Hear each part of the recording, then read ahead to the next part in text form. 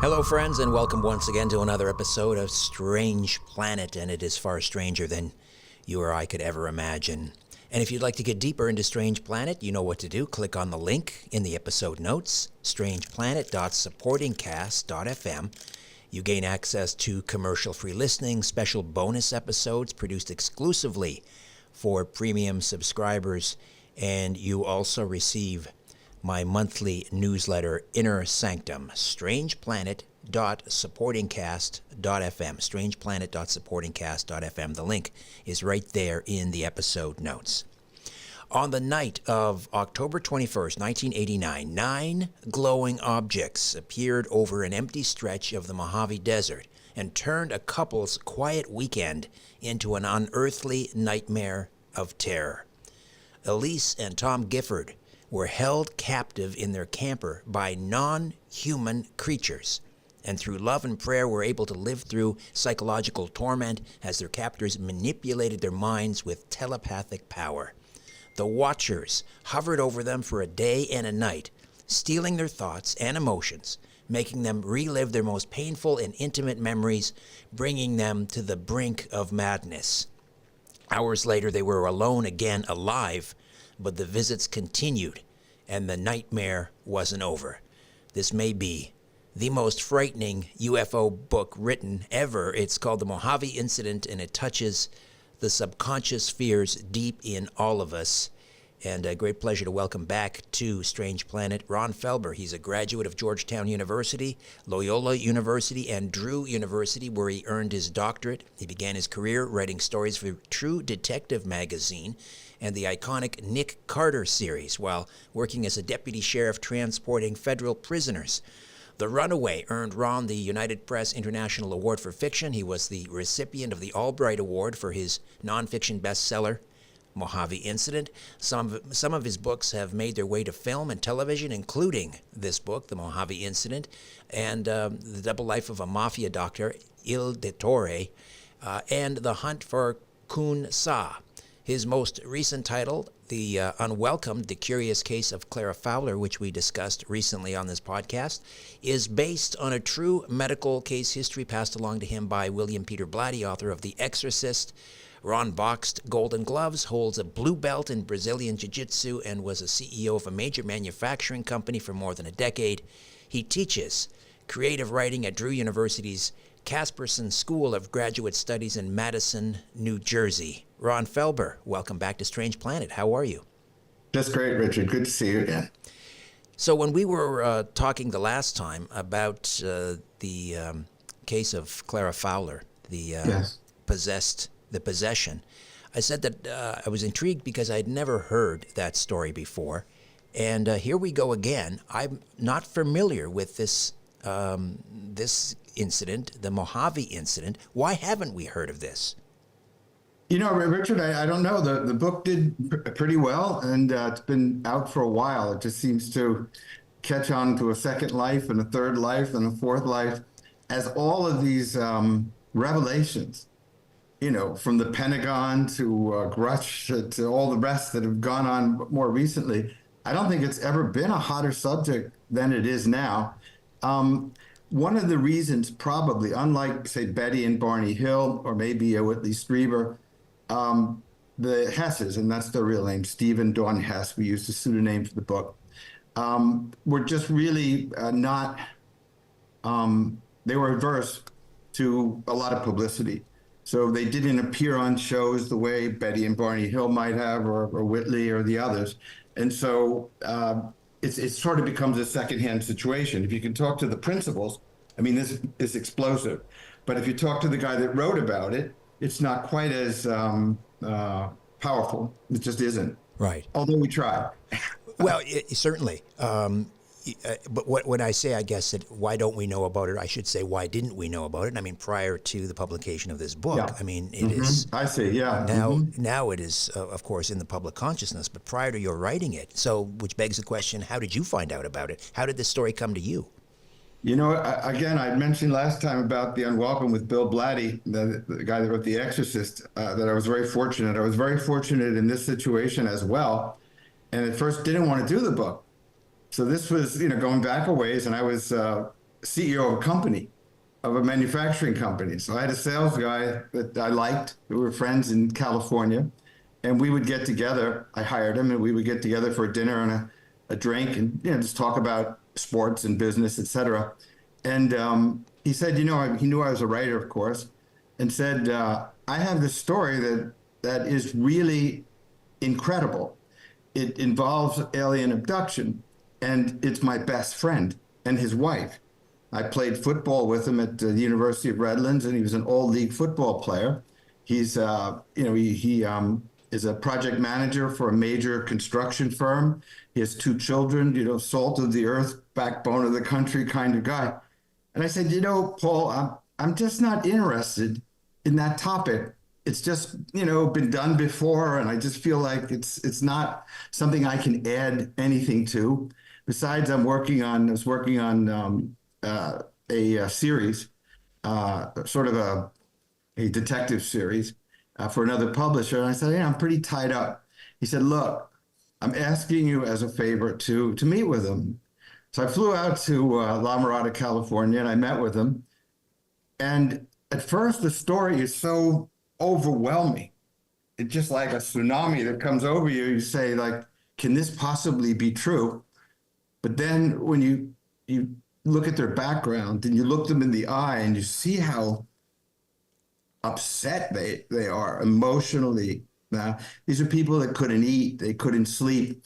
This guy had a big job, and he just had no interest in working anymore. It's sort of like the guys that went to the moon. You go to the moon and then you come back. What do you do now? Yeah. What's the thing that's going to excite you and build you up that way? So they were really in a bad way psychologically, I would say. And I believe them. Even though the story is incredible, I believe them. So after that, I had them take lie detector tests. I had them examined by a psychiatrist at the National Center of Psychiatry in Washington, D.C. Then I had them retrogressed. I flew them to North Carolina, where they met with Dr. William Annixter, who worked for the FBI with retrogressive hypnosis. And much of the story they remembered, but I would say a good half of it was buried, and they would have nightmares about it. It would pop out from their subconscious, during sleep, during dreams, but they could never get their hands on exactly what happened when they were inside the craft. So you mentioned the hypnotic regression that they underwent, Yes. and this was conducted by a former FBI agent? No, not an agent, but he worked with the FBI. So, Right. For example, let's say that you're in an airport meet, and there's a terrorist bombing, and I was in the proximity of where the terrorists might have come in or out. And I say, I remember a guy with a bag, but I don't remember what he looked like, and I'm not quite sure. You could retrogress me back to that moment in time, and I would relive it and be able to say, oh, he's 6'1", he's burly, he has a limp, whatever, he has a tattoo. And that's the kind of retrogressive hypnosis Annixter did. Right. And had you instructed him prior to him conducting this regression on the Hesses what their experience was, or did he go into it blind? No, he didn't go into it blind. And this was 2 days of intense work together, and was videotaped. And as a matter of fact, it was on the Sci-Fi Channel, ran some of the tapes back in a documentary that they did. And no, it was really, really powerful. And what I talk about is it was like, as we've discussed, we probably don't have a very good idea of what reality really is. I mean, what we see is a tiny, tiny fraction that may be part of reality. What I see with a case like this that has duration and 2 credible people is kind of a pulling back of the curtain and a glimpse into what Aldous Huxley calls the other world. How did, before I ask you how the FBI agent reacted to all this, I mean, can you reveal some of what was brought to the surface by the Hesses during their regression? Yeah, I think, frankly, that's why I think this particular story is different and in some ways more important than many others, because the questions that are asked are very direct. They describe being on the craft. They describe being tortured while on the ground and in their camper, which is an amazing, story in and of itself. But then they talk about why the aliens are here, what they want, when they'll make contact. And it was almost like Dawn Hess became someone else. The voice was very staccato, not like hers at all. She sat up straight in her chair and just sort of spat out this information like it was being channeled. And it was really, you could have heard a pin drop in the room, I promise. What did the FBI, the fellow that worked with the FBI that regressed them, make of all this as he's hearing them recount this horrific experience in real time? Here's what it's Dr. William Annixter. So first, Dr. Vitone from the National Center of Psychiatric Disorders in Washington, D.C., he called it highly unusual, traumatizing events outside the realm of normal human experience. And then Annixter, the retrogressive hypnotist, said, the most compelling case of its kind I have ever encountered. He believed them. I mean, at the end, he said, I look at the possibility. I look at, I don't know, they took LSD or they ate mescaline by mistake, or there was botulism in the beans they had for dinner. But every way you look at it, he said, the thing that makes the most sense is what they say happened. So that's where he came out. There is a term, I think it's a psychological term, and it's escaping me right now, but it has to do with, it's kind of self-preservation. The mind will create kind of a memory, not a memory shield or a memory, anyway, the idea... Dissociation? Possible, meaning that the mind will create another version of the event, of what happened, in order to protect you from what actually happened. Yes. So the argument is that in some cases, maybe the alien abduction experience is the memory creating this in order to protect you from, let's say, an incident of sexual abuse. Mm-hmm. Did either of or any of the people that were involved in this regression offer up that as a possibility? No. They generally speaking, at least to my knowledge, if somebody has a traumatic event, a catastrophe, a psychic catastrophe, what they tend to do is lose it. They forget. They don't have a memory of it.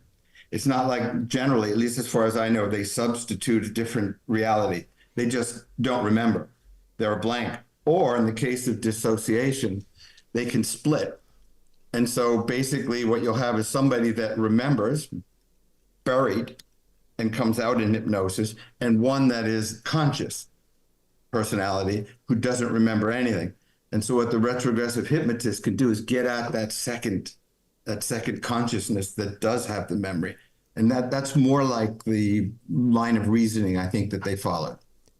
So after the regression, the hypnotist was left with the conclusion, however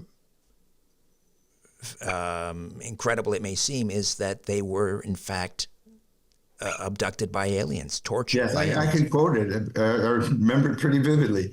Said, what they say happened to them, happened to them. And that's about as clear as you can be, I guess. Yeah.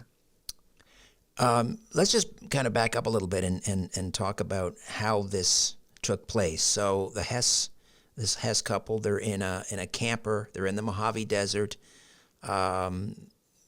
Just kind of walk us through what happened, step by step. I'll set it up a little bit. They wanted to get away. They had young children, and Dawn was a young mother. And I guess if you remember having children that are running around and whatnot, it's the mother could use a break. Mm-hmm. She wanted to take a break and go to a place called Whiskey Pete's, which is a sort of a steakhouse that has music and whatnot. And it's near the Mojave Desert. Steve, on the other hand, was a hunter, and he had missed a shot at a bull deer the year before and gotten quite a hard time about it from his father and brother. So he wanted to vindicate himself and go out and do this hunting and get this deer. So they were sort of at odds. So the compromise they came to was that their parents would watch the kids. They would go to Whiskey Pete's, which was sort of on the way. Then they would stop at Mid Hills campsite. They'd stay the night, and then he would go hunting, and then they go back to the campsite and then back home. What happened was when they got to Mid Hills, very unusually, unlikely to happen at that time of year, it was totally sold out. And so what they decided to do at dusk was to go into the desert. Dawn had some real misgivings about that, particularly spending the night in a camper in the desert, because she had read about motorcycle gangs doing drugs, bodies, the whole nightmare kind of scenario in a very desolate place. So she was concerned about that. But of course, Steve was a camper and was a hunter, and he'd done it all his life. He said, don't worry about it. They get to the camp, they cook up a couple of steaks. Now, the first UFO encounter was Steve's. While he's cooking and they're eating and whatnot, he looks over his shoulder, and it's very mountainous there, like Tabletop Mountain, the Mid-Hill mountain range, and he sees a UFO, like peek out from behind the mountain to his right. Now, he already knows that his wife is spooked, right? So the last thing in the world he wants to say is, oh, by the way, I just saw a UFO over here by the hills. But to him, it was an experience that he had when he was 8 years old, fishing. He had a UFO experience while he was fishing with a friend. And the UFO, according to him as a kid, followed them. It was so they dropped their rods and ran back to their parents. Parents, of course, didn't believe them, continued with their picnic or whatever. But it stuck in his mind vividly. And so this short encounter was very jarring to him, but he kept it inside. Next thing they knew, it was they were roasting marshmallows and feeding the wildlife. They have these sort of kangaroo rats, I think they call them in the desert, and they're throwing bread at, they were eating them, all that, and looking at star configurations. So Steve, again, was somebody that knew the stars and was talking about the various constellations, and he said, and that's a double star up there. You can see it's a double star. She says, well, if that's a double star, that must be a triple star. There's this brilliant white light. And this kind of puts Steve back, as you can imagine. And next thing they know, there are 9 bright orbs, and they form the configuration of an M over the mountain range. So the mountain range is in front of them, and there's this configuration of an M. Now everybody's jarred. Everybody's feeling at least uneasy. These orbs start flashing lights to one another, and what appears to be some kind of communication. And in a short period of time, the 9 become hundreds, and the sky is filled with these shiny orbs. And we're talking maybe, I'm estimating, but let's say 400 yards away, that kind of thing. Wow. Then they start dropping to the ground. Now, Steve thinks it's an invasion. He's thinking the Russians have invaded, or, God knows, because things were difficult. We had the Gulf War and those things going on in the Middle East. And so the idea of an invasion was not out of the question. He thinks literally that there's an invasion going on. He goes to the camper, he gets a shotgun and his rifle, and he's prepared to protect himself and his wife. Of course.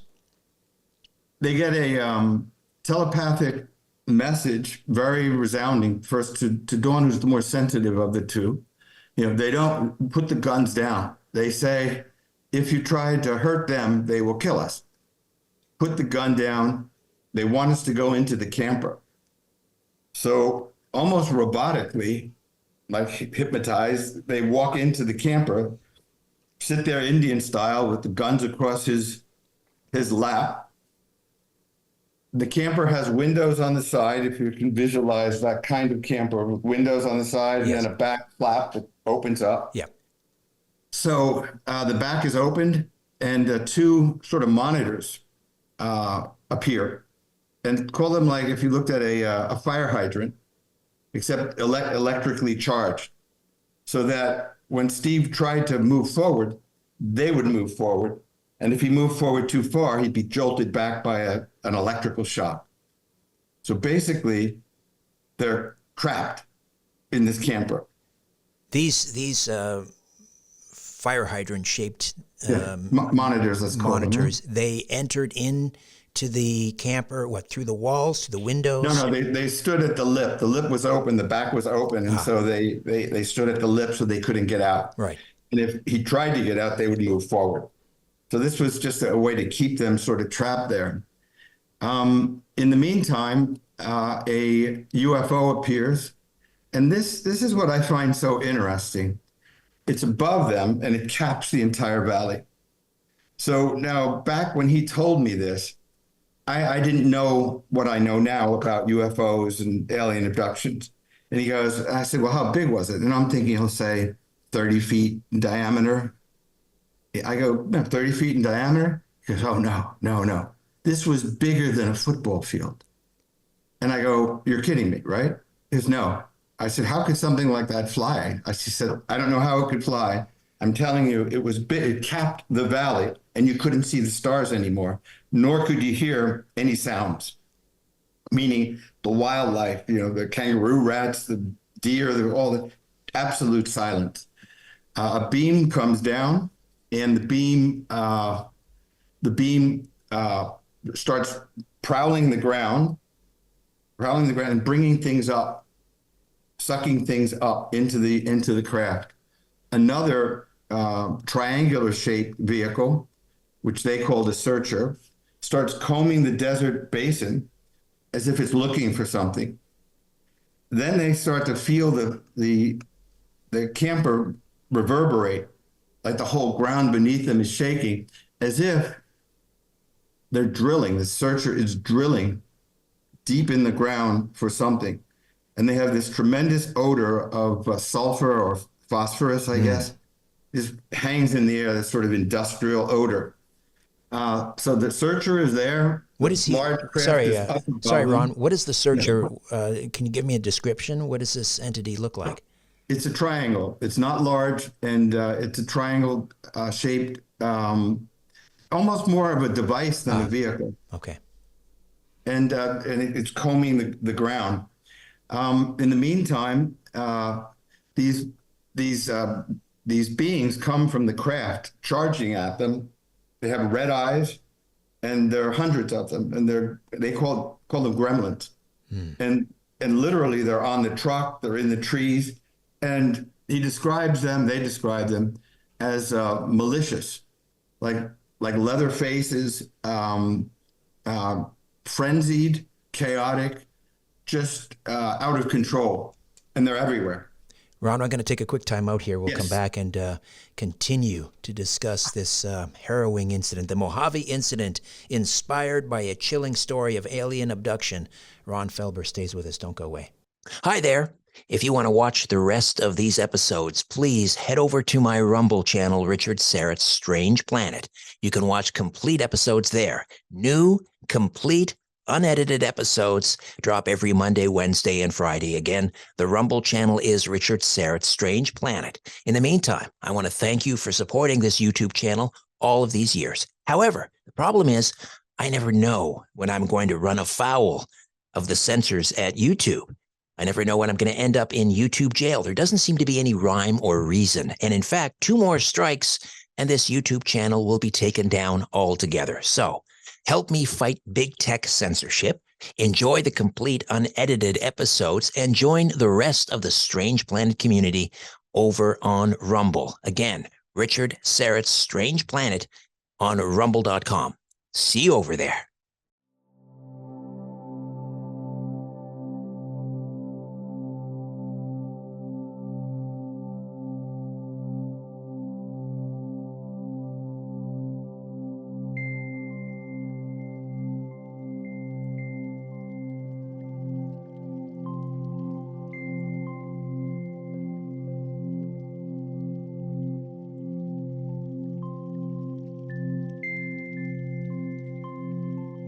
We're back with Ron Felber.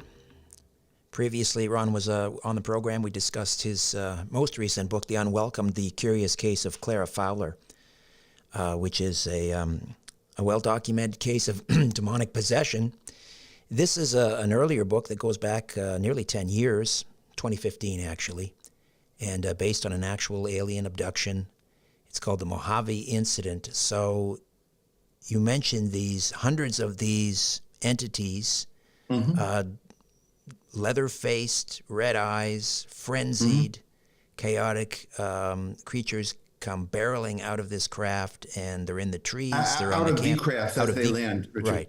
Out of the craft, and they're all over the camper. They're in the trees. They're everywhere. What happens next? What happened next is that they were surrounded by a different kind of being. These were they called the illuminated figures, and these were like scientists. And so there were 9 of them, and they surrounded the camper. Of course, they pulled the curtains, but these things are so bright, it's a ridiculous effort. And the illuminated figures, I have a description that maybe would be worth citing because it's so specific. Here's what she says under hypnosis. Big head, real white. I can't tell what they're made of. Like skin so transparent it glows, but you can't see veins and things. I guess he's wearing shiny coverings too. I don't know what kind of material that is. I see something on his chest. It's like an arrow, just the top of an arrow.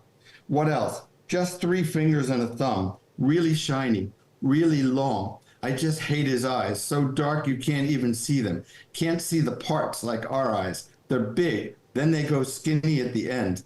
That tiny nose, practically just 2 holes. Little tiny mouth, but I don't think they are teeth or even lips. A little chin, no hair, skinny body like a 5-year-old, almost my height.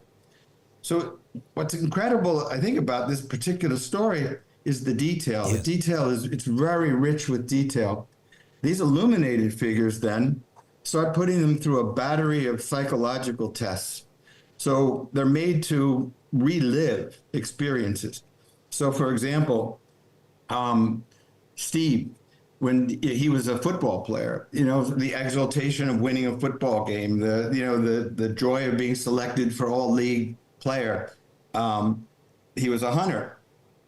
He felt like he was being hunted in one of these things, hunted, shot, and skinned alive, like a deer would be, like he would do to a deer.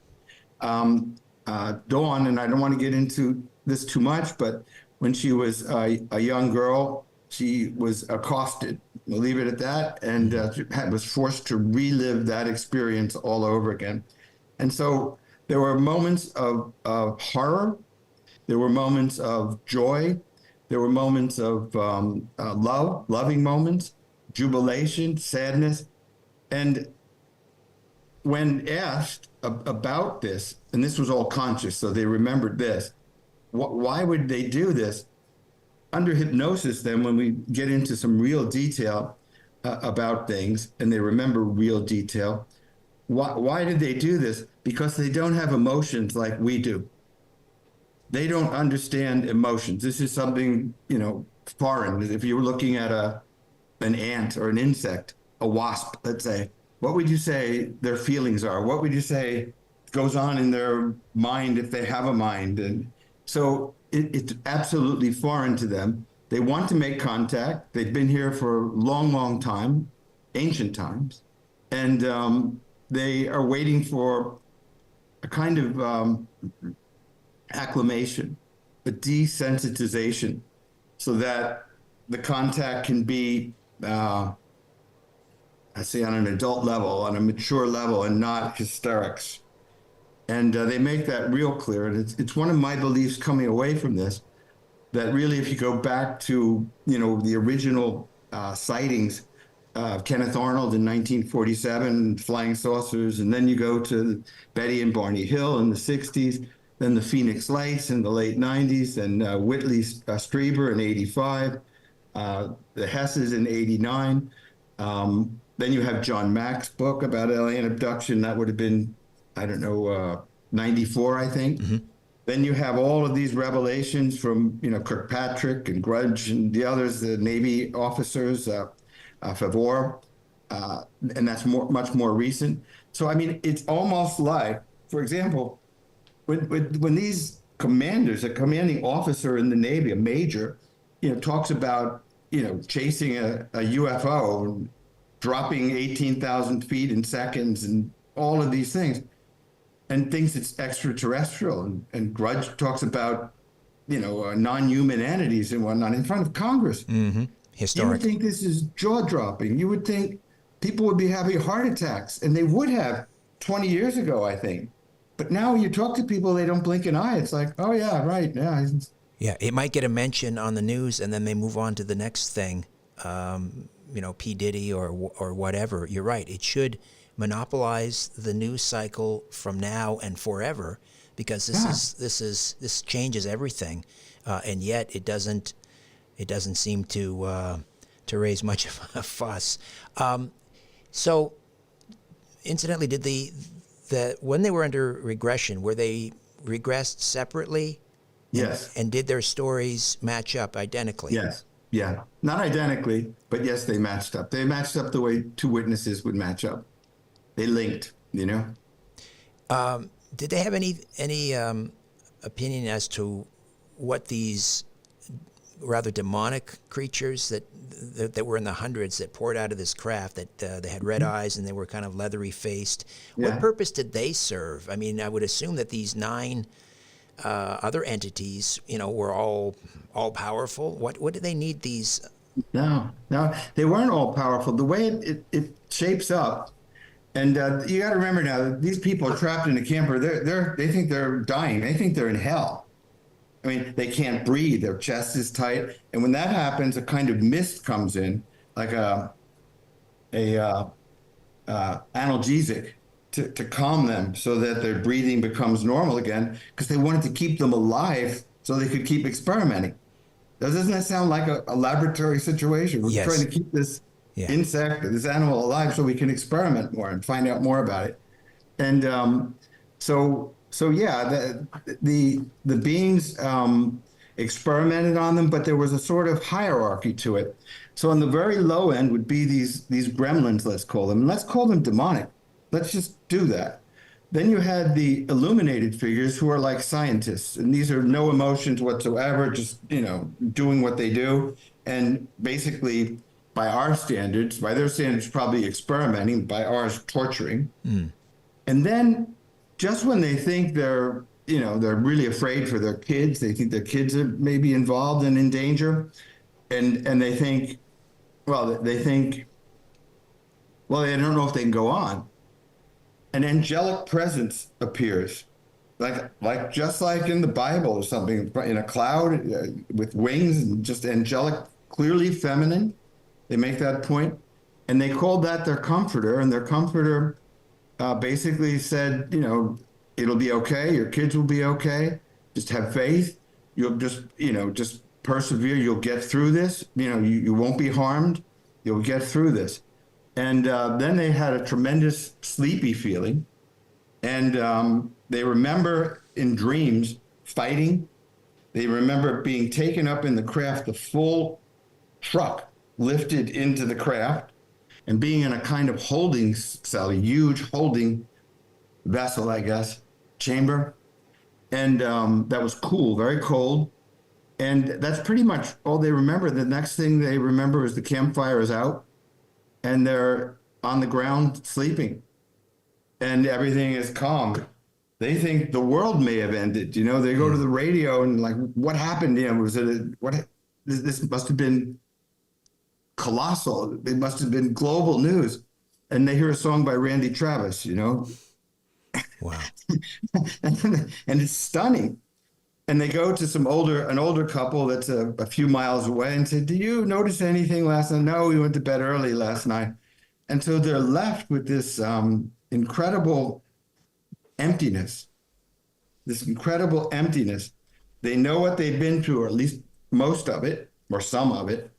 And they know that it was beyond belief, beyond the normal scale of things, but it's just them that knows it.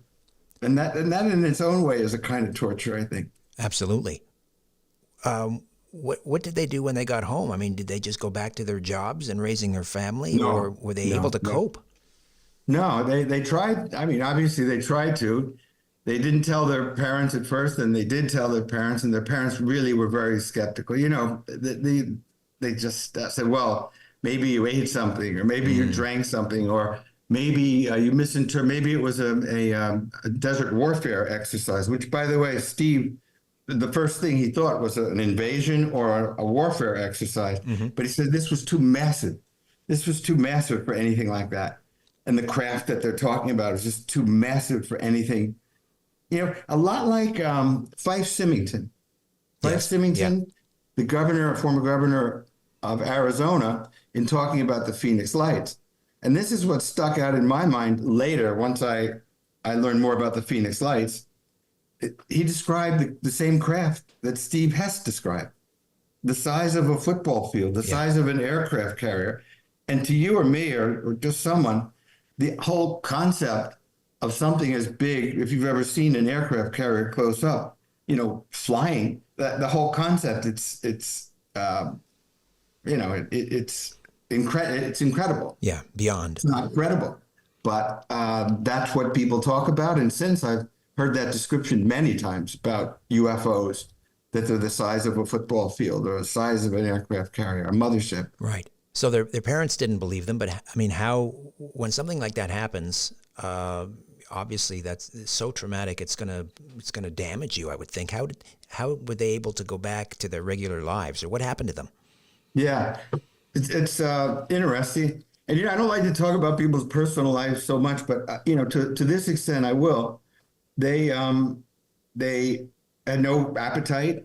They had no desire to work. I mean, they just lost interest. They just lost interest in day-to-day things. They were sexually dysfunctional for the period. They had insomnia.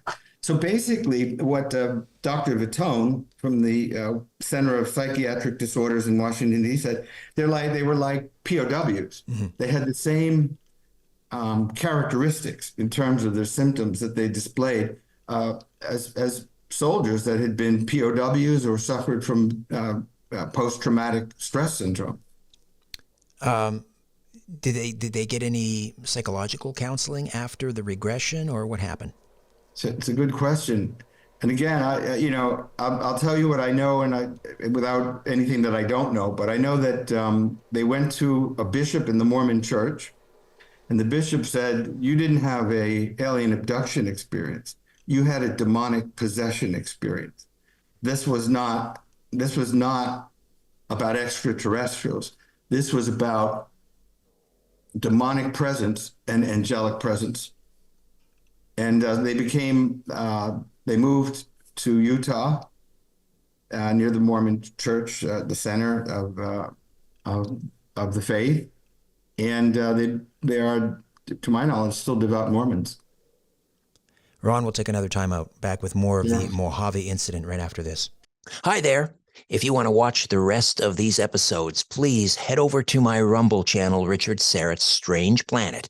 You can watch complete episodes there. New, complete, unedited episodes drop every Monday, Wednesday, and Friday. Again, the Rumble channel is Richard Syrett's Strange Planet. In the meantime, I want to thank you for supporting this YouTube channel all of these years. However, the problem is I never know when I'm going to run afoul of the censors at YouTube. I never know when I'm going to end up in YouTube jail. There doesn't seem to be any rhyme or reason. And in fact, 2 more strikes and this YouTube channel will be taken down altogether. So help me fight big tech censorship, enjoy the complete unedited episodes, and join the rest of the Strange Planet community over on Rumble. Again, Richard Syrett's Strange Planet on rumble.com. See you over there.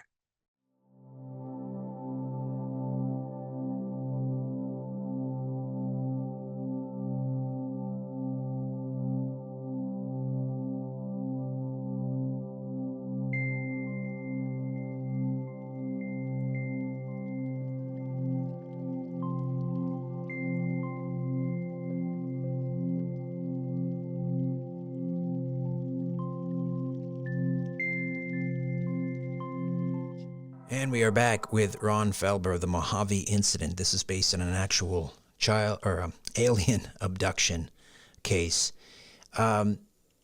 You mentioned off the top that you weren't really interested in covering this story initially when your friend, coworker told you about it. Said, not really your bag.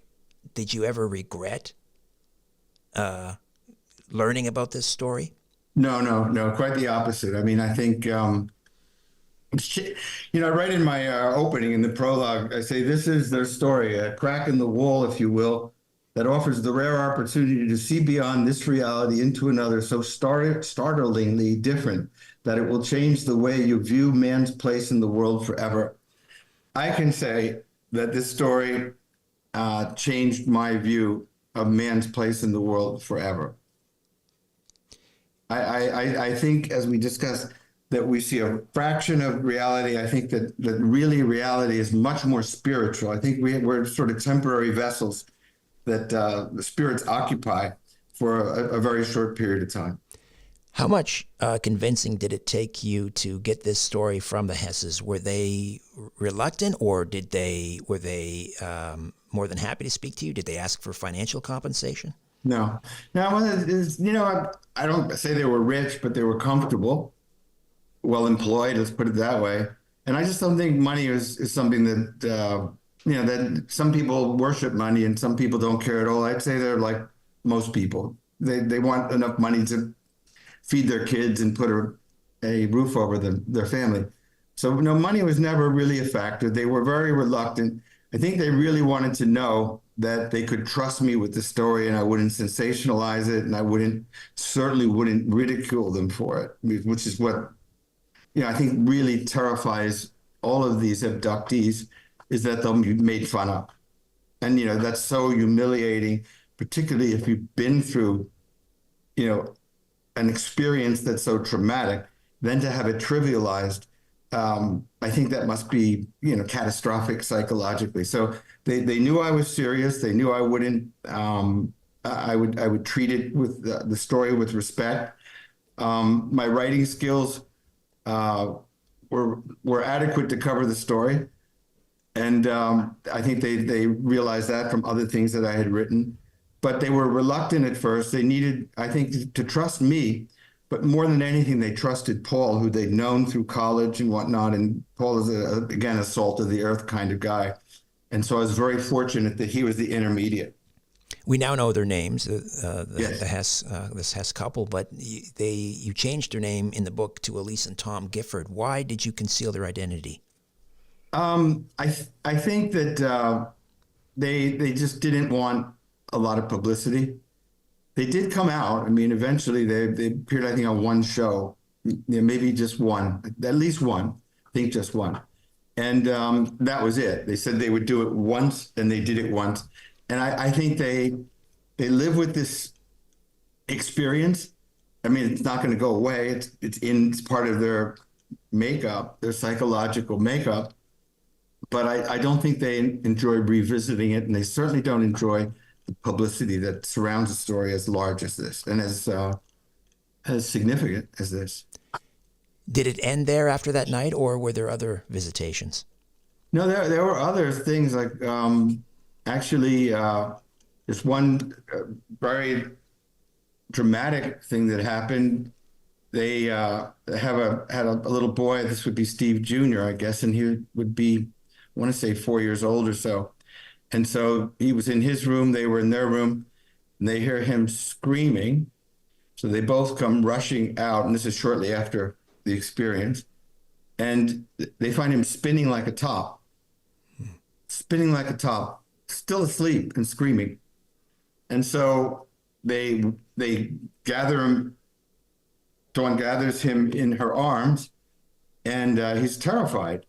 And she goes, "There's nothing to be frightened of." She goes, No, they're monsters. And so she goes, "No, there are no monsters." He goes, "No, there are monsters. They're little and they have red eyes." Oh, dear.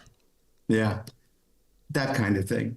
Then other times, there were times, and it's in the book, where they are making love. I mean, they have no real desire, but all of a sudden they find themselves making love, surrounded by these white figures just looming over them, watching. And they're sort of like robotically going through the motions. And And Dawn says, I'm pregnant.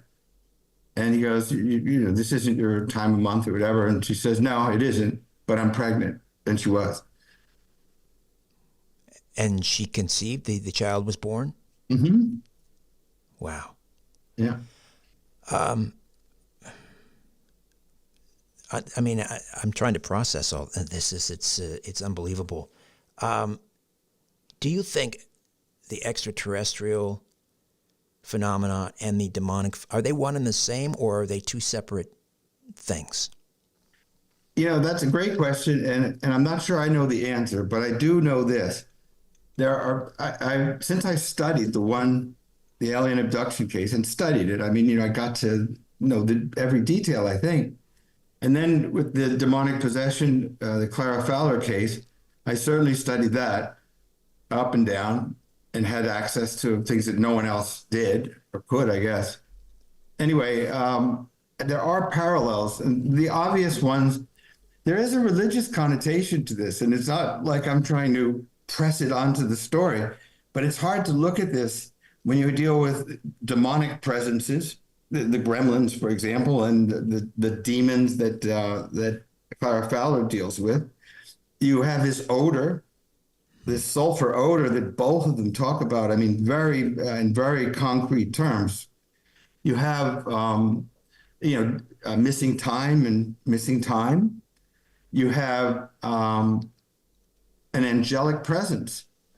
In the case of Clara Fowler, it's visitations from the Virgin Mary and from Jesus Christ.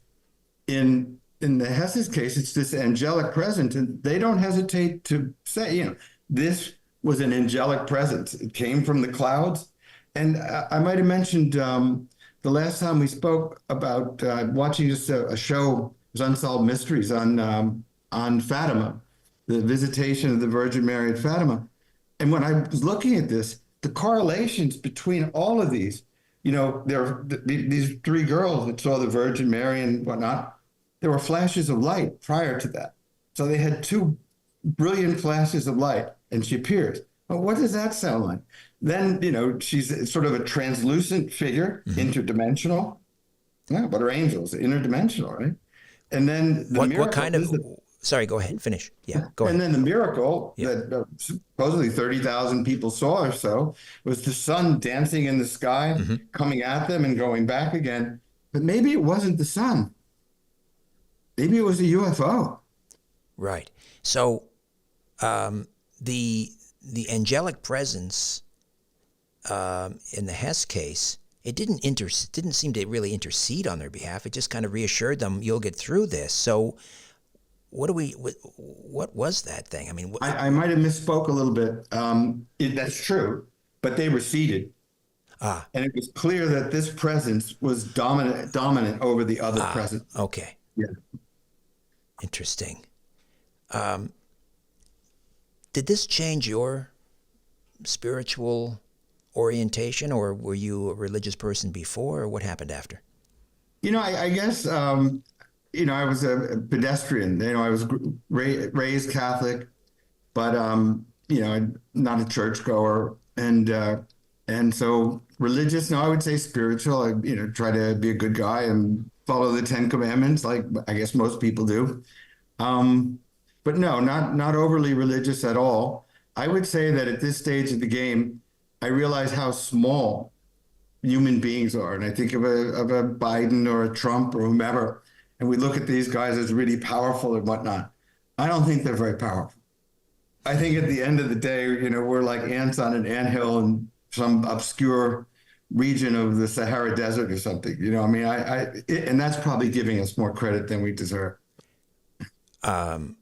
Pawns and the prize in spiritual warfare? Yeah, that's exactly the way I do see it. Yeah. As a matter of fact, you know, if you look at Dostoevsky and Crime and Punishment and a lot of others, physicists now are really coming to the conclusion that science just takes you so far. You always wind up at this dead end. So let's say there's a row of 10,000 dominoes and you watch them all come down. You're at the last domino falls. You say, oh, this is great. This is like dominoes falling. Isn't it amazing? And then you say, well, who pushed the first domino? What Aristotle called the unmoved mover. Mm-hmm. And I mean, science comes to that same dead end all the time, all the time. And even to the point where Newtonian physics, which everybody, the apple falls from the tree, gravity, etc., physicists don't believe in that model anymore. This is really in the last, 20 years or so, maybe 10, that it's really become popularly accepted. But some people think, many physicists, that what you see in front of you when you're not looking at it doesn't exist. That we create what we see, So it's a much more mysterious and complex equation than most people understand. Looking at the UFO, ET, alien abduction phenomena through this prism of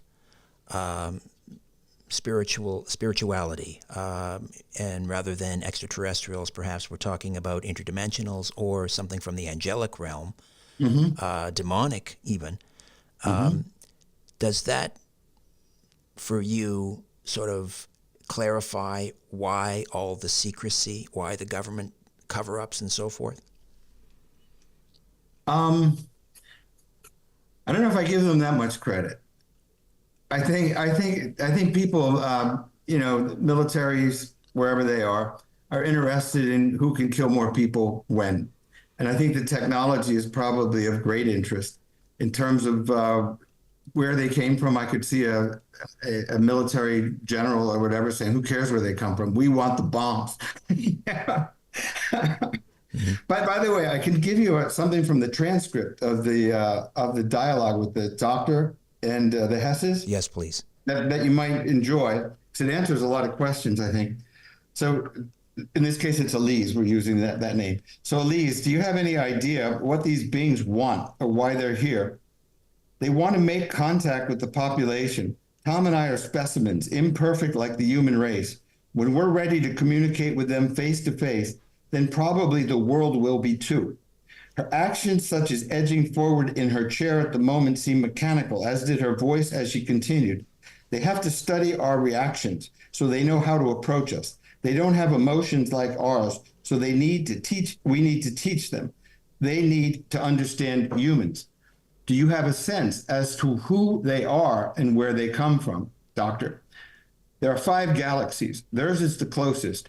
In order for all 5 galaxies to work together one day, they have to start, and they're starting with us, so we'll be united galaxies. What else do you know? The doctor asked. I know where the universe ends, she said, rattling the words off in staccato fashion. Is that something you can put in words? Now there was no denying something incredible was happening. Quote, our universe ends where theirs begins.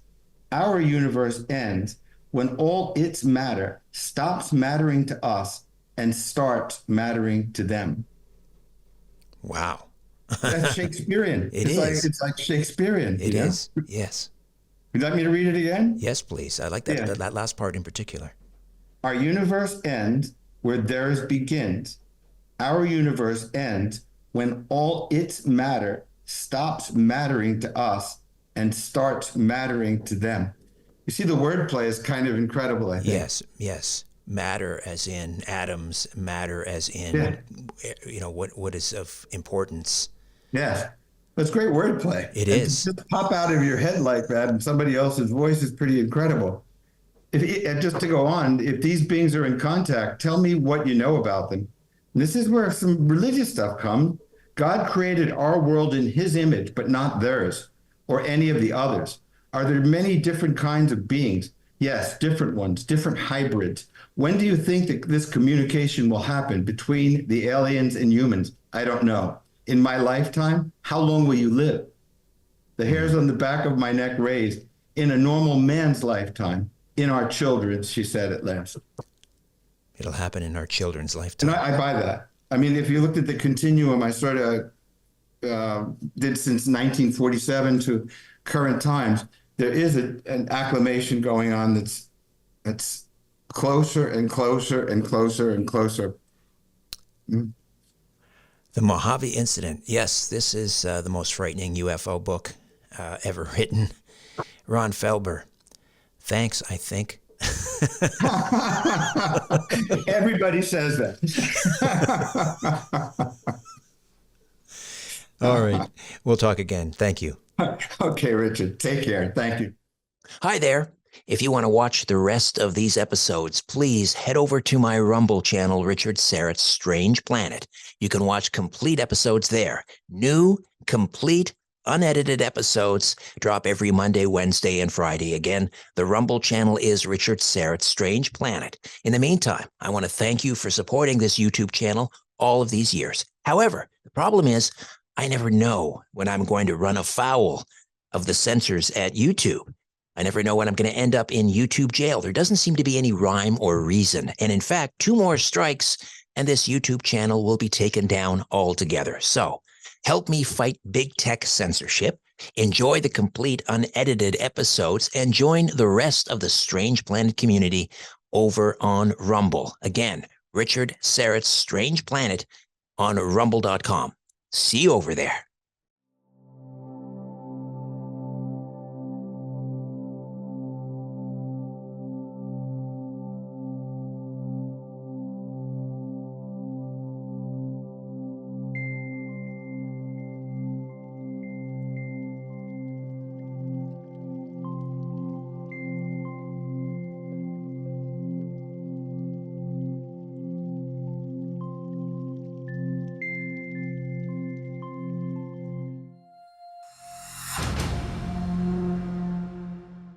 Hey there, friends. Welcome to another episode of Strange Planet. And on this episode, more little known and more unusual aspects of the UFO phenomenon with Preston Dennett. But before we get to that conversation, just a reminder, if you'd like to become a premium subscriber to Strange Planet, it's real easy to do. You gain access to commercial-free listening, special bonus episodes produced exclusively for premium subscribers, and you also receive my newsletter, Inner Sanctum. All you need to do to become a premium subscriber is click on the link in the episode description, strangeplanet.supportingcast.fm, strangeplanet.supportingcast.fm. All right, Preston Dennett is back with Volume 5 of his series, Not From Here, the #1 Amazon UFO bestseller. And once again, in Volume 5, Preston explores little-known, more unusual aspects of the UFO phenomenon, including UFO swarms, when astronomers see UFOs, aliens at UFO conferences, and UFOs and the American sitcom, if you can believe it. And it is a great pleasure to welcome back Preston Dennett, who, of course, began investigating UFOs and the paranormal in 1986 when he discovered his family, friends, and coworkers were having dramatic unexplained encounters with a wide variety of paranormal phenomena. He's a field investigator for the Mutual UFO Network, a ghost hunter, a paranormal researcher, and the author of now 32 books and more than 100 articles on UFOs and the paranormal. Several of his books have been Amazon UFO bestsellers. His articles have appeared in numerous magazines, including Fate, Atlantis Rising, MUFON UFO Journal, Nexus, Paranormal Magazine, UFO Magazine, Phenomena Magazine, Mysteries Magazine, Ufologist, and others. Preston Dennett, welcome back to Strange Planet. How are you? I'm doing well. Hope you are too. Likewise, yes. I think you hold the record as the most frequent guest here on Strange Planet. I think, yeah, we go back, probably maybe 10, 15 years, I'm guessing. So congratulations on Volume 5 in the Not From Here series. Just explain sort of the philosophy behind the Not From Here series. Again, Volume 5 now. I think one of my biggest interests and kind of a specialty sort of is finding weird patterns in UFO research and diving deep and looking into sort of thematic cases. And I've been writing articles as well as books for many years, over 100 articles actually. And one day I started going through them and I realized, none of these are available anymore. A lot of my research is kind of buried. I started looking through them. I'm like, wow, maybe I should put these together because I think they're kind of interesting.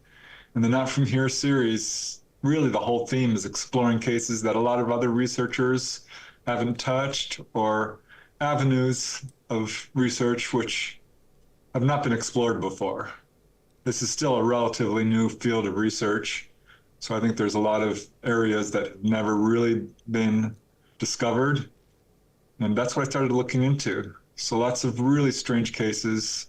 For example, some of the previous volumes have shown cases of UFOs hovering over graveyards, cemeteries, bunch of cases of UFOs over prisons. One chap did a chapter of UFOs over mines. I was really surprised to find how many cases there were of that. Gold mines, silver mines, uranium mines, you name it. But all kinds of stuff.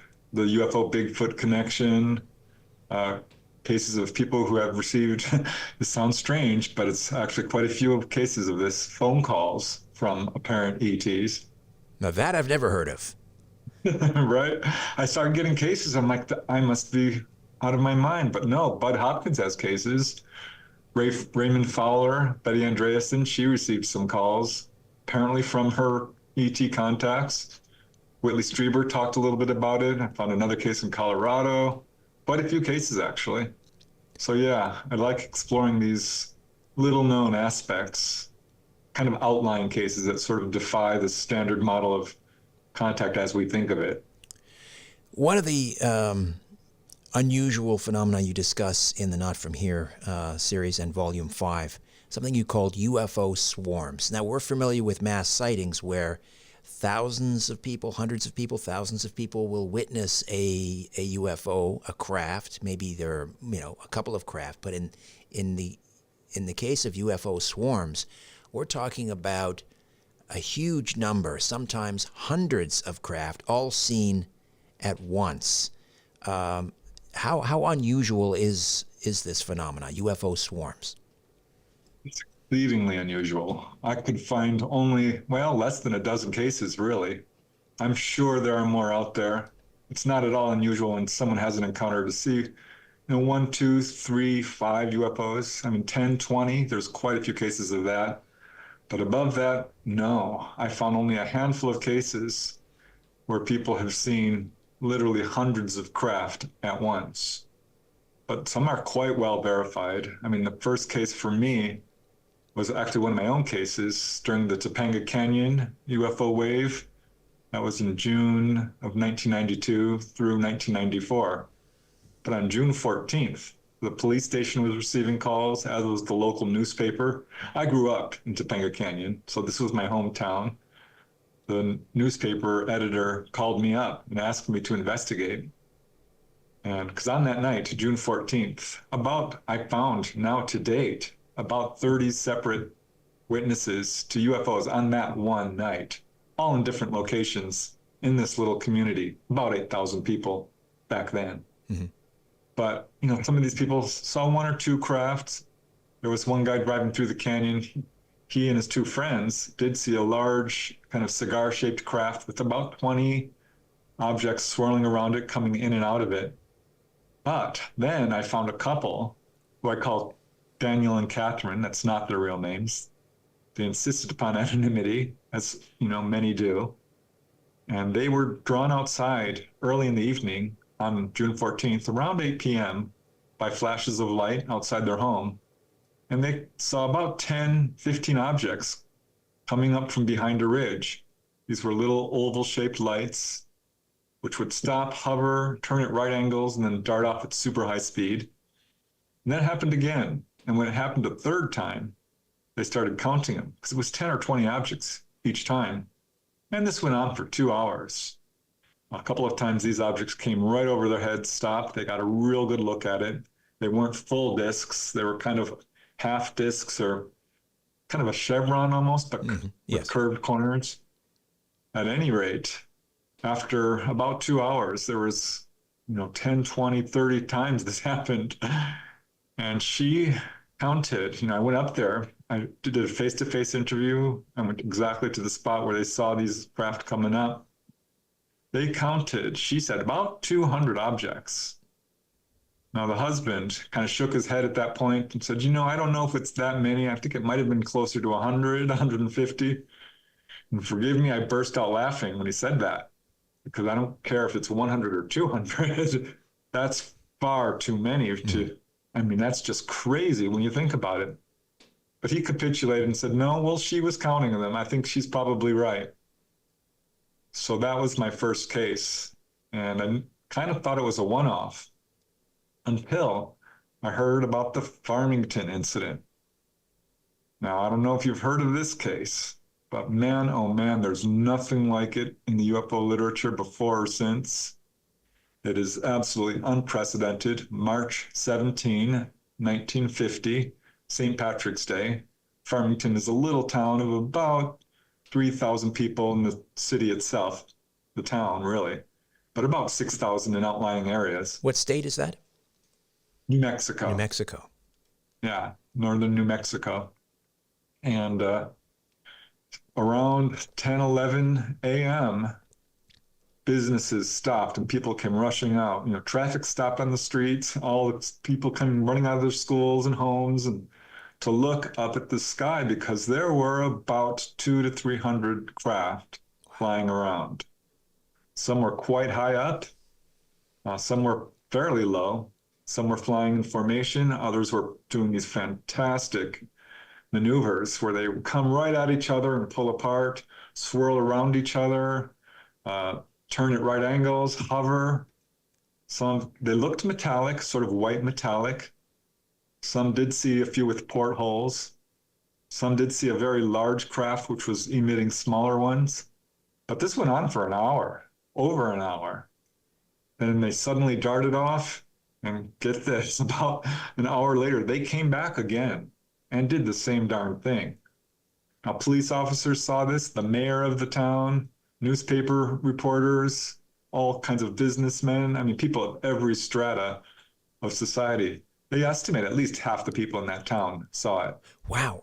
Are there military bases near Farmington, New Mexico, Air Force Base, nuclear silos? Why would ETs, hundreds of them, hundreds of these craft, be interested in a little community like Farmington, New Mexico? Yeah, there was a lot of speculation about that. The government, the Air Force, tried real hard to debunk it, saying it was a skyhook balloon which had shattered into a million little pieces, and what people saw were these little bits floating around. But no, all the witnesses say that couldn't be true. Nothing hit the ground. These craft were hovering and moving in non-conventional ways. There's no base right next to it, but it is not too far from Aztec, New Mexico, where just a few years earlier, there was a very famous UFO crash. Yes. And there's some speculation that the date of that crash is disputed among researchers. But some feel it was on that day and that this was sort of an anniversary, a commemoration, perhaps. I don't know. It was clearly a display. This is what UFO researchers call a display, where UFOs are being very brazen, wanting to be seen. There's quite a few cases of that in the literature, not to this level. But yeah, the Air Force showed up, interviewed people, threatened them, told them not to talk about it, tried to tell them, oh, what you saw was a balloon. The press went crazy. This generated national, if not international, headlines. A lot of newspaper articles on it. And it sort of slipped back into obscurity. There were photographs, not surprisingly, taken as well. By today's standard, they're not great photographs, but you can see these solid objects in the sky. Well, that's a UFO swarm, all right. What's the largest number of crafts ever seen at one time? I would say probably that is one, but I did find another case which was super interesting in Syracuse, New York, which occurred on February 20, 1947. And this is a single witness case in terms of who reported it. But there were two students walking through the university there when the university astronomer told them, this is late at night, says, I need you to look at something. Pulled them into the observatory and had them look through the telescope. Says, just look through it for a minute and tell me what you think before you say anything. And one of the guys looked through the telescope, and these little discs, which you couldn't see with the naked eye, were visible in the telescope going along this sort of wobbling pattern, one after another. And he counted 50, 75, 100 over a period of about, under an hour. And the astronomer said he's been watching this all night. So there was several hundred of these objects. What I find super interesting about this is they had this weird wobbling pattern and we're all following the same path. And if you look into contactee accounts, a lot of them basically are told that the UFOs follow our magnetic field lines, our gravitational field lines. And this is why we see a sort of a wobbling pattern sometimes. And that was certainly apparent in that case. But this is February 1947, right at the very beginning of this huge super wave, which swept across the US and the world, the summer of 1947. Yeah. It's unlike anything else. That's the modern age of UFOs when it began. Yeah, Roswell and the Aztec incident. Yep. So I think they saw the arrival basically of these craft before they basically came down in unprecedented large numbers to announce their presence. I think this is one of the ET agendas, is a publicity campaign. So yeah, I found about 8 or 10 cases that I think are pretty solid. I'm sure there's more, but not a lot. You'd think there'd be more of these kinds, but there's an important takeaway from these, I think, is that there's a lot of these craft out there. I mean, we all have our fleets here, each country, with hundreds of planes or what have you. Well, they do too. And they've probably got much larger fleets than we do. Preston, you mentioned astronomers. We're going to pick up on that point when we come back. Astronomers who've seen UFOs, high-profile astronomers. We'll get to that right after this timeout. Stay with us. Hi there. If you want to watch the rest of these episodes, please head over to my Rumble channel, Richard Syrett's Strange Planet. You can watch complete episodes there. New, complete, unedited episodes drop every Monday, Wednesday, and Friday. Again, the Rumble channel is Richard Syrett's Strange Planet. In the meantime, I want to thank you for supporting this YouTube channel all of these years. However, the problem is I never know when I'm going to run afoul of the censors at YouTube. I never know when I'm going to end up in YouTube jail. There doesn't seem to be any rhyme or reason. And in fact, 2 more strikes and this YouTube channel will be taken down altogether. So help me fight big tech censorship, enjoy the complete unedited episodes, and join the rest of the Strange Planet community over on Rumble. Again, Richard Syrett's Strange Planet on rumble.com. See you over there.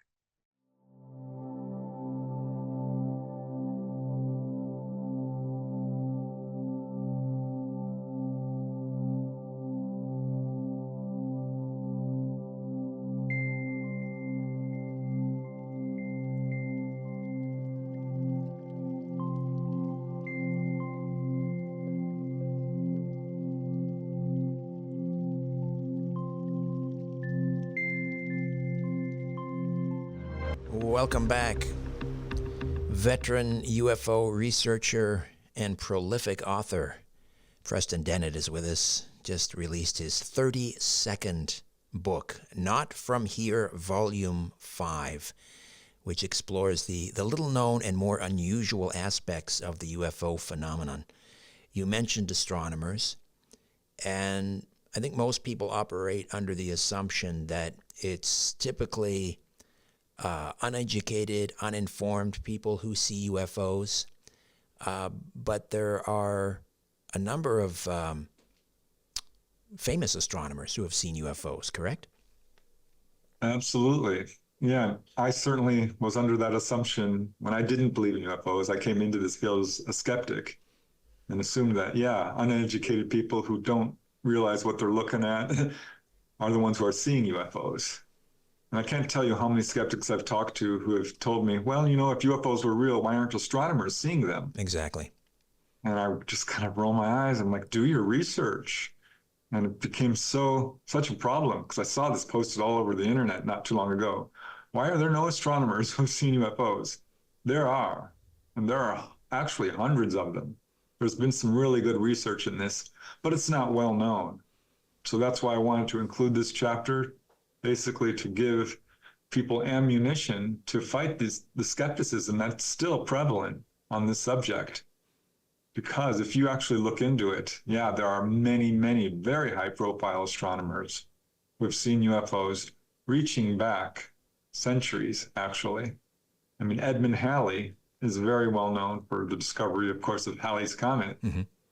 And way back in 1676, he described this massive UFO, which was bigger than the moon, huge. He's clocked it after analyzing it, going at around 9,000 miles per hour. Wow.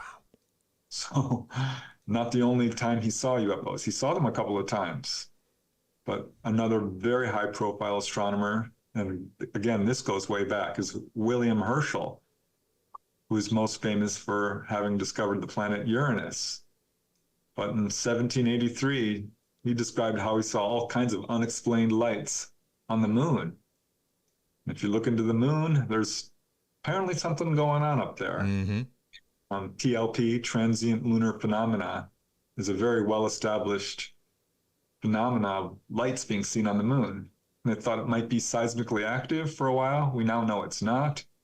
Thought it might be meteors hitting the moon. Probably not, because these sometimes show up in geometric patterns or move in ways that couldn't possibly be meteors. But that's going back in history. If you go to more modern times, there's some amazing cases. Probably my favorite is from Frank Halstead, who is a very well-known astronomer. And he became extremely vocal about this subject following his sighting on November 1st, 1954, when he was on a train with his wife going through Death Valley, mm-hmm. California. And she looked out the window, this is during the day, said, "Honey, what's that?"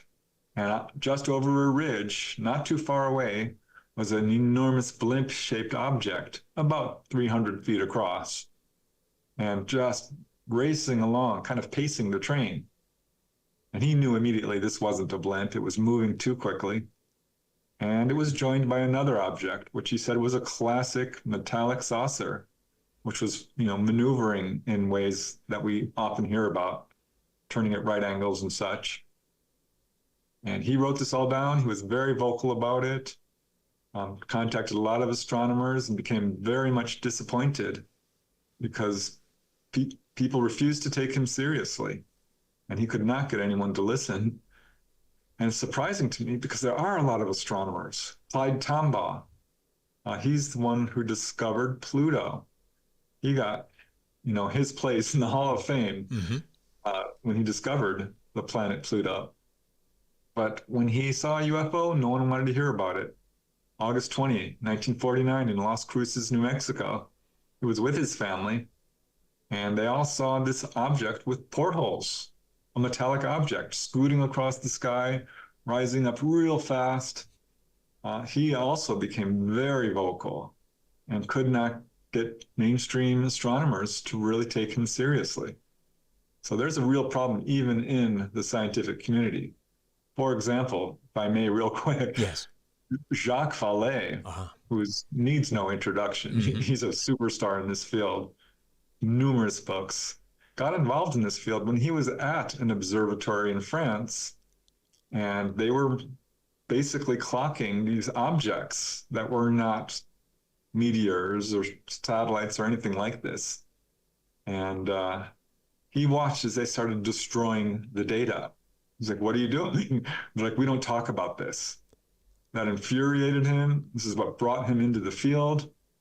And he says, "This is not science. Why are you doing this?" Science has a tendency to become a little bit of a closed system, and anything that doesn't fit the paradigm can be thrown out. We see this in all different kinds of fields, anthropology or what have you. Exactly, yes. The Smithsonian conspiracy. I had no idea that's how Vallée got started, that he had his sighting at an observatory. Well, are there any other astronomers who've seen UFOs that you want to talk about before we move on?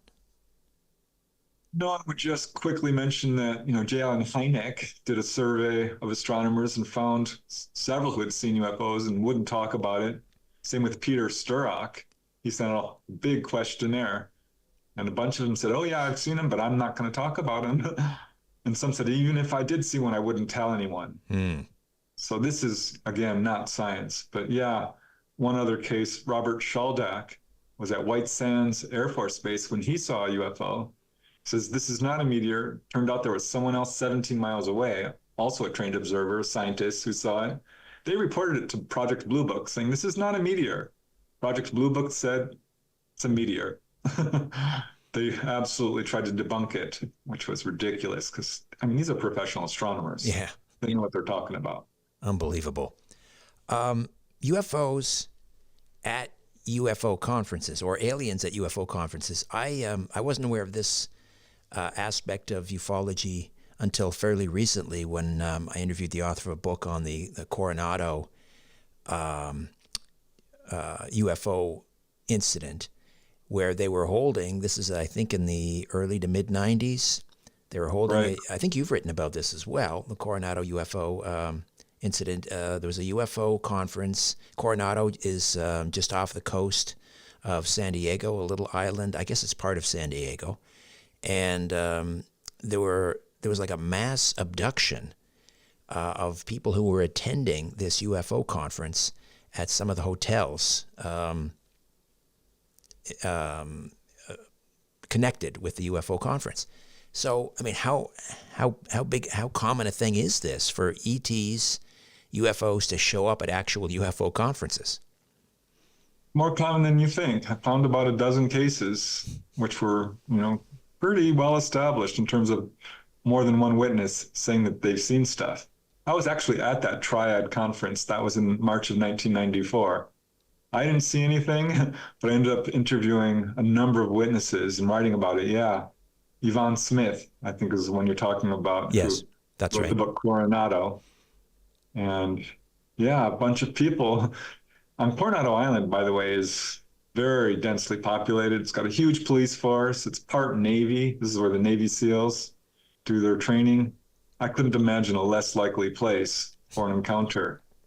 But on the other hand, it's kind of appropriate for UFOs or ETs to show up at a conference because this is where all the contactees are. This is where all the people who are interested in this subject. Yeah, there were about a dozen, I believe, according to Yvonne Smith's account, that were abducted. How many did you discover that were part of this abduction in Coronado? Yeah, and they initially found 8 people, but it turned out that there were quite a few more. She was there as well. She was one of the speakers. I was pretty new to the field at that point. I had entered in 86. Well, 88 is when I really became active. So I was still, I hadn't put out any books or anything by that point. But it wasn't that long later. Let's see, I think it was 2015 or so. I was speaking at a conference in Irvine, California, on USOs, and got to see Linda Zimmerman and Stanton Friedman and a bunch of major researchers. But at any rate, there was a gentleman at that conference, Thomas Michael Knox, who was attending the conference. He's since become a speaker because of what happened to him. He was in the hotel during the conference, and in the middle of the night had Greys come into his room and heal him of his torn Achilles tendon. He had a roommate who actually saw the Greys. He didn't see them himself, but did experience some unusual activity. There was marks on his leg and other signs of contact. But there was another lady at that same conference who reported her experience to the National UFO Reporting Center. Says that she was taken on board. She saw some of the speakers there on board the craft. Now, I was a speaker there. I don't remember anything. I did wake up a little bit nauseous for some reason, which I thought was a little strange because I'd been perfectly fine. But no, I have no memory of anything like that. But I have to wonder. And I found it really compelling because there was 2 other witnesses who said that they went outside late that same night and saw UFOs hovering over the hotel. So I don't know. that's when I started to take a closer look at cases like this. And yeah, there's a guy, gosh, what's his name? I forget. But on August 29, 2015, he wrote a book about this incident called Blue Beings at the UFO conference. This was in Portland, Maine, the fourth annual Experiencers Conference, where apparently three very unusual looking people, and I'll use that term people because we don't know, Entities, yeah. entities, yeah, came into the conference and caught a lot of people's attention because they had such an unusual appearance, unusual clothes, kind of bluish skin. I talked to a lady who was there and she's like, well, I saw them. I don't know. Yes, they looked strange. They were very tall. I'm not sure I'm ready to call them ETs. But some people who were there swear up and down that these guys were very unusual. So yeah, he wrote a whole book about it, and I started taking a closer look. And I found quite a few cases. For example, there was annual conferences at Giant Rock throughout the 1950s, which remains to this day still the most popular UFO conferences. And there was an incident where a UFO showed up and it was flying around, was actually photographed by a sheriff. A couple of people said that they saw a ET entity all dressed up in a jumpsuit, the whole deal. And yeah, I found some other conferences that were clearly something was going on. For me, I think the most impressive was the Contact in the Desert, the big conference. Because on June 4th, 2016, on Joshua Tree, there was hundreds of people who saw these multiple UFOs, one after another. These were green glowing objects, blue, red, and yellow. So clearly not your average plane, but would come in and do these maneuvers and fly off. It went on for about 2 hours. And there's about 20 or 30 written testimonies which have been submitted to various UFO organizations or published in newspapers. And it was filmed, apparently. I haven't been able to find the film. Photographed, seen through binoculars, night vision goggles. It impressed a lot of people. And again, I think this is an example of a display. We're like, what better place to show up when people are out there, they're interested in UFOs, they know what they are, they're believers, and it's an ideal opportunity to sort of fulfill their publicity campaign. Right. I think that's what's going on here. Yeah, absolutely. And also, as you say, a lot of contactees, experiencers, whatever you want to call them, abductees, when it happens to them, they want to find out more. They want to speak with other people that have had similar experiences, and so they go to UFO conferences. And why wouldn't UFOs show up there, particularly if these are lifelong contactees or experiencers? It reminds me of, I think it was John Derringer, the gangster, or John Dillinger. They asked him, why do you rob banks? And he says, that's where the money is. Yep. So that's where the contactees are. That's where the people that we abduct are. So let's go to the UFO conferences, and they'll all be in one area. It makes things very easy for them, I guess. Another quick timeout. Strangely appropriate. Yeah. Yeah. Preston, another quick timeout. Back with more of our conversation. Not From Here, Volume 5. Preston Dennett. Hi there. If you want to watch the rest of these episodes, please head over to my Rumble channel, Richard Syrett's Strange Planet. You can watch complete episodes there. New, complete, unedited episodes drop every Monday, Wednesday, and Friday. Again, the Rumble channel is Richard Syrett's Strange Planet. In the meantime, I want to thank you for supporting this YouTube channel all of these years. However, the problem is I never know when I'm going to run afoul of the censors at YouTube. I never know when I'm going to end up in YouTube jail. There doesn't seem to be any rhyme or reason. And in fact, 2 more strikes and this YouTube channel will be taken down altogether. So help me fight big tech censorship, enjoy the complete unedited episodes, and join the rest of the Strange Planet community over on Rumble. Again, Richard Syrett's Strange Planet on rumble.com. See you over there.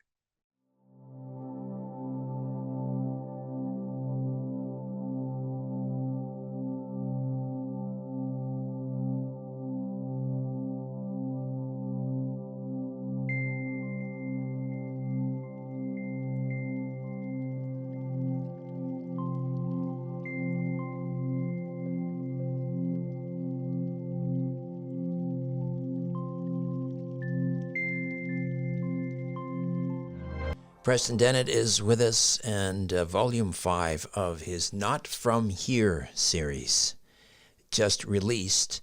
This, and again, the book explores the more unusual aspects, little-known unusual aspects of the UFO phenomenon. This one is of particular importance to me because I have two twin boys.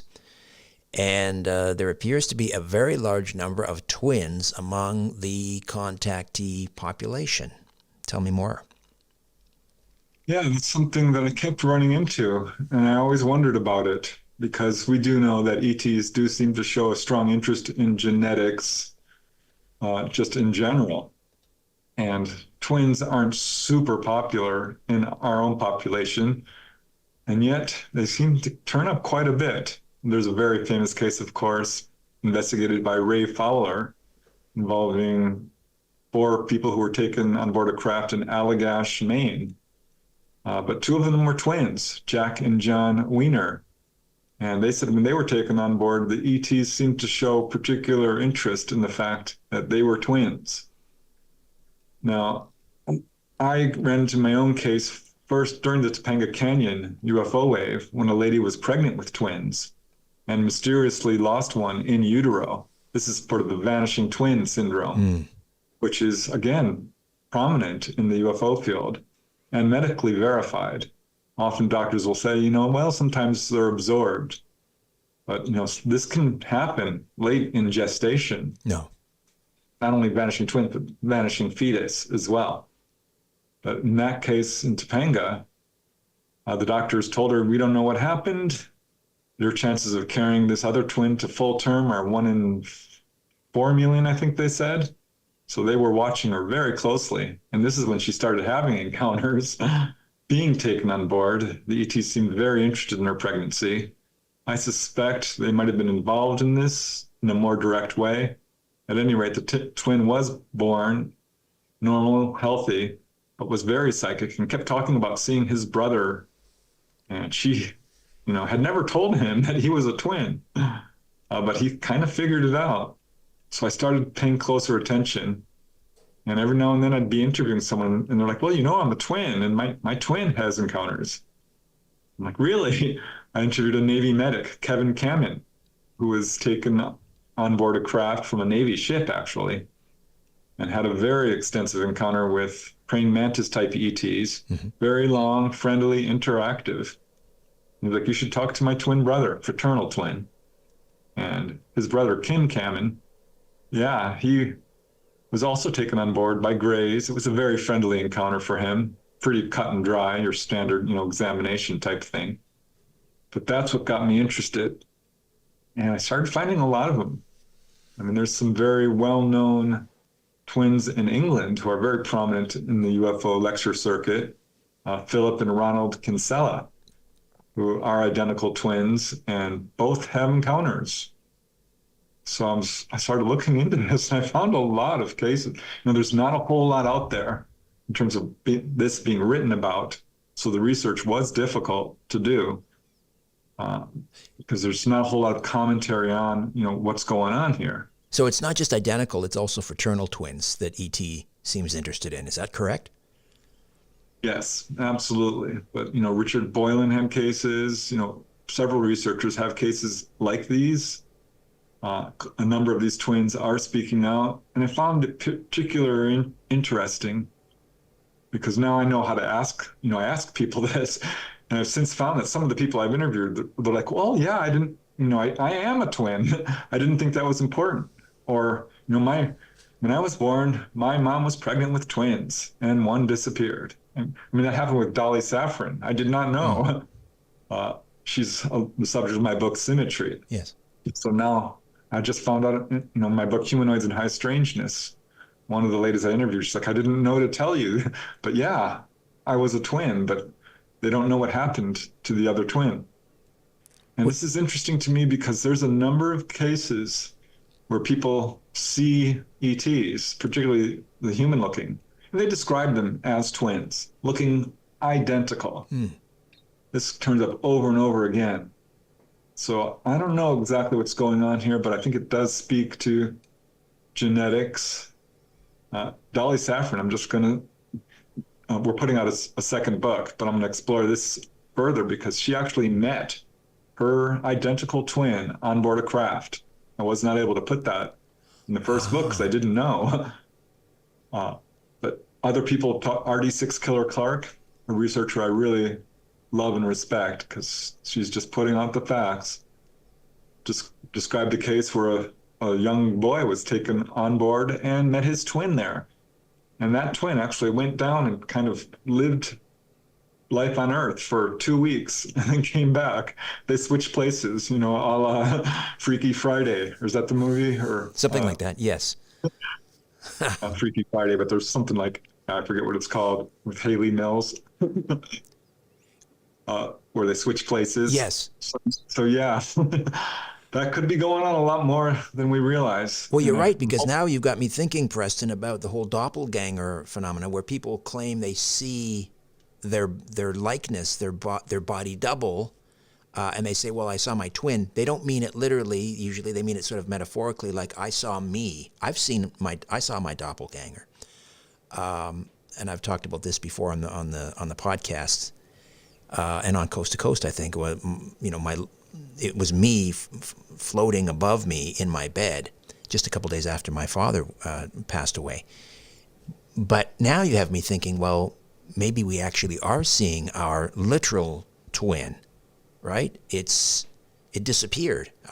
It disappeared in the uterus, and now is somehow, trying to reconnect with us. Maybe there is a connection between doppelgangers and disappearing twins. Yeah, I looked into the doppelganger phenomenon. It's very interesting. I know there was a lady who was a teacher teaching her classroom, and all the kids started screaming because they could see her walking down the pathway right next to the school, right outside the window. And she looked totally solid, and apparently walked into the door, and she disappeared at that point. But the teacher had no idea. So it sent the students into a pandemonium. Yeah, I mean, there are other things that could be sort of mixed up in all of this, including the ability to bilocate. So bilocation. There could also be astral bodies or out-of-body experiences and so forth. So there could be some other things happening there as well. You also have managed to uncover another aspect of ufology, which, once again, not familiar with, never even really thought about it. Abduction of pets, dogs specifically. What's going on there? What did you find? Right. Started becoming curious about that because we know ETs are interested in all things Earth, all things human. How many cases are there where they're picking flowers and grass and taking soil samples? In a previous volume, I wrote a chapter on alien zoos because people are taken on board and they see all manners of animals, both Earth and human. But I started getting a number of cases where people saw dogs on board. I thought, well, are people being taken with their pets? Are they taking people's dogs? Yes. I couldn't find so many involving, snakes or hamsters or even cats.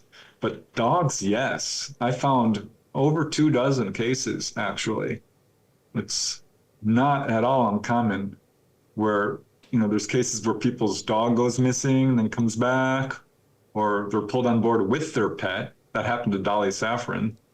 Keep bringing her up because she's often clues me into some of these patterns, lately at least. I think probably my favorite case of this kind occurred on December 6, 2003, to a gentleman by the name of Mike. I know his full name. I'm not using it, but he's from the bayou of Louisiana and was out hunting with his dog Hunterbone when this UFO showed up, and the dog went running towards it. And so he went running after his dog. Next thing he knows, he's on board. There's these gray, typical grays. He's being physically examined, and they're talking to him about what they usually talk about, the dangers of war and pollution and aggression and nuclear power. He looked out the window, saw planets. They're like, oh yeah, we're out here. And then he's like looking for his dog, and his dog was paralyzed and floating through the room like a stuffed animal. And they apologized and said, well, your dog tried to bite us. And we had to basically paralyze him. The dog was fine afterwards, just so you know. But yeah, Hunter Bone was a little bit of an aggressive dog, so they had to basically paralyze him. But quite a few cases of this, of ETs trying to take dogs. You know, in November of 1957, that week was one of the biggest waves in UFO history. This was right after Sputnik had been launched, and UFOs came down in super large numbers and started halting vehicles, engines, and landing in front of people on the road. I mean, it changed the way our Air Force was thinking about UFOs, because this had never happened before. This was, you know, the Levelland wave and Lubbock lights and all of this. But it went on all over the world. And I found 2 cases which occurred on the same day, where these little guys came down and tried to take 2 people's dogs. Very well documented cases. One was Everett Clark in Dante, Tennessee, where a UFO landed and tried real hard to take his dog. The dog was barking and wouldn't have it. And just a few hours later, John Trasco and his wife in Everettstown, New Jersey, had the same darn experience. I think it might have been the same ETs, because they were described in pretty much the same way. Tried to take their very ornery dog, German Shepherd, named King. And they asked politely if they could have the dog. And John said, no, get away from here. It's my dog. His wife said, you should have let him have it. The dog is a real nuisance. So, yeah, I mean, there was a case in 1972 in Charlottetown, North Carolina, where a bunch of dogs were going missing. People couldn't figure it out. But some guy wrote into the newspaper, said he was driving down the road, saw a saucer, was looking at it, got out of his car, and a dog came running out. And he says, you know, this is not investigated by any means. So it's pure hearsay, I guess. But he says a beam came down and took that dog right in. Another guy from Wales, he had a missing time encounter with his dog. He was fine. His dog was never seen again. So wow. A number of cases where dogs go missing. So, and they don't take cats. I have a theory about that. I think they bring the cats. I don't think cats are from here. I think cats are alien creatures. So, you know, there might be something to that, because I can't tell you how many times people said, you know, it looked like, you know, when they see a gray or what have you, it looked like a hairless cat with cat eyes. Or, I mean, there are people who describe full-on cat-like beings, fur, ears, the whole deal. Ah, interesting. Interesting. That's super rare, but I have 3 cases at least. Preston, personally. Great job with Volume 5 of Not From Here. Again, little known and unusual aspects of the UFO phenomenon you won't find anywhere else. Tremendous research as always. Preston, thank you so much for this. Great to talk to you again. Hey, it's an honor and a pleasure. Thank you. Hi there. If you want to watch the rest of these episodes, please head over to my Rumble channel, Richard Syrett's Strange Planet. You can watch complete episodes there. New, complete, unedited episodes drop every Monday, Wednesday, and Friday. Again, the Rumble channel is Richard Syrett's Strange Planet. In the meantime, I want to thank you for supporting this YouTube channel all of these years. However, the problem is I never know when I'm going to run afoul of the censors at YouTube. I never know when I'm going to end up in YouTube jail. There doesn't seem to be any rhyme or reason. And in fact, 2 more strikes and this YouTube channel will be taken down altogether. So help me fight big tech censorship, enjoy the complete unedited episodes, and join the rest of the Strange Planet community over on Rumble. Again, Richard Syrett's Strange Planet on rumble.com. See you over there.